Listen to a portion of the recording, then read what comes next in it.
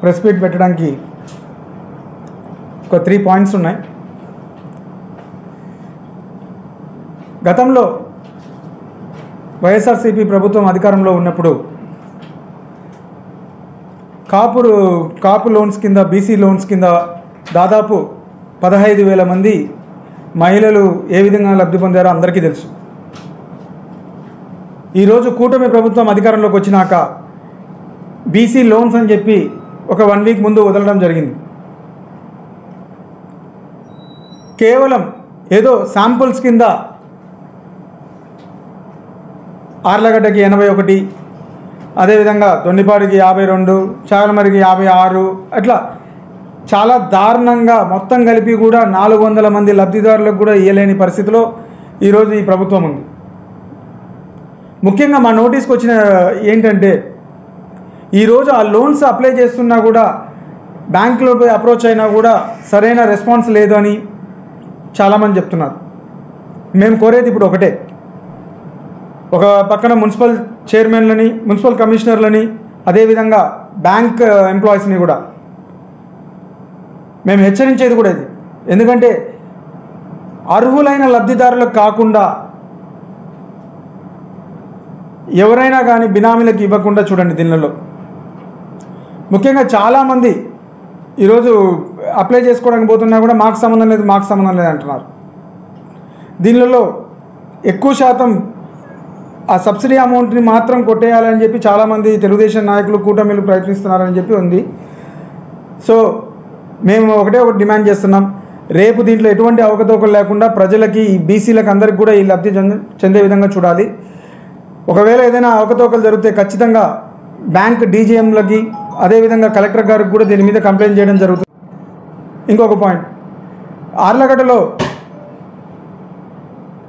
ఇక్కడ రామలక్ష్మి కోటాల్లో ఒక అంగన్వాడీ స్కూల్ ఉంది.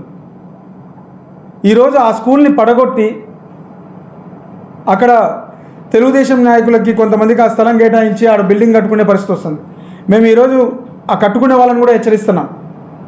మీరు ఒకరు చెప్పినారని చెప్పి అట్లా ప్రభుత్వ భూమిలో పోయి బిల్డింగ్లు కట్టినారంటే ఖచ్చితంగా మా ప్రభుత్వం రేపు అధికారంలోకి వచ్చినాక అది ఖచ్చితంగా పడగొడతాం.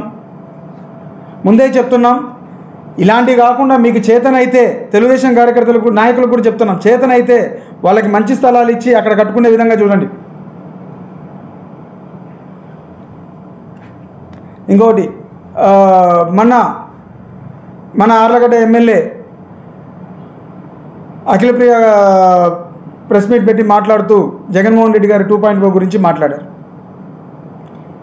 నేను డైరెక్ట్గా ఎమ్మెల్యే గారిని అడుగుతున్నాను, ఈరోజు మీరు కూటమి అధికారంలోకి వచ్చినాక రాష్ట్రంలో ఎక్కడ చూసినా విధ్వంసాలే లేదా? ఈరోజు మన ఆర్లగడ్డలోనే చూడండి ఎలాంటి కార్యక్రమాలు జరుగుతున్నాయి.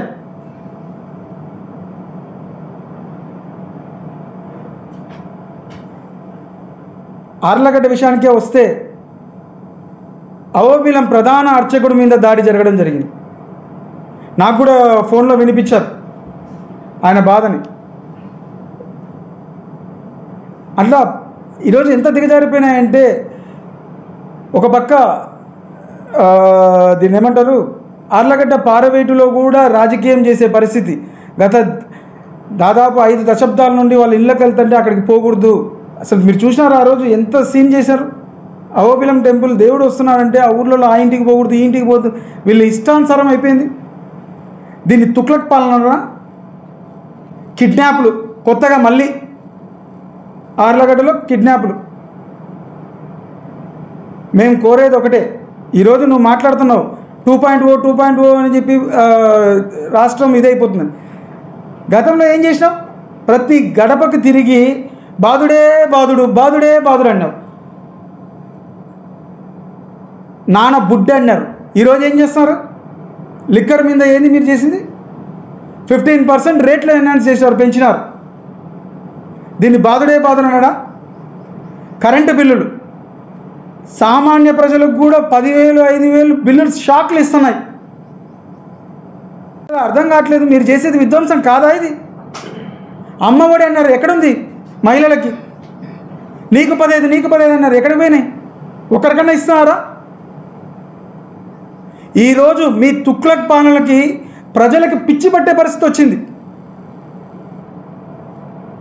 ప్రతి నియోజకవర్గంలో మీరు చేసే అవినీతి కార్యక్రమాలకు కానీ అరాచకాలకు కానీ ప్రజలు చూసి పిచ్చి పట్టే పరిస్థితి.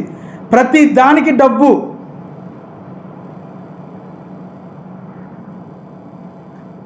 ముఖ్యంగా ఆర్లగడ్డలో చాలామందికి తెలుగుదేశం నాయకులకే పిచ్చి పట్టే పరిస్థితి వస్తుంది వీళ్ళ దెబ్బకి.